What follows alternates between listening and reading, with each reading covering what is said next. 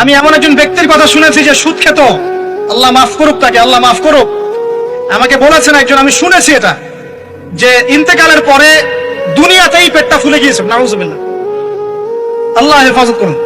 মেরাজের রাতে নবী দেখে এসেছেন সুদখোরের পেটের মধ্যে সাপ কিলবিল করছে, রক্তের নদীতে ফেলে মাথা ফাটিয়ে দেওয়া হচ্ছে।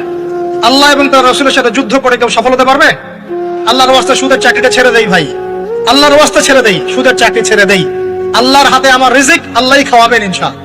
আরে বন্ধু, ডাক্তার বলার কারণে মিষ্টি ছেড়ে দিলা, ডাক্তার বলার কারণে গোশত ছেড়ে দিলা। আহা মুসলমান, আরশে আজিমের মালিক বলার কারণে সুদ কেন ছাড়তে পারলা না? ডাক্তার বললে গোশত ছেড়ে দেওয়া যায়, গরুর গোশত।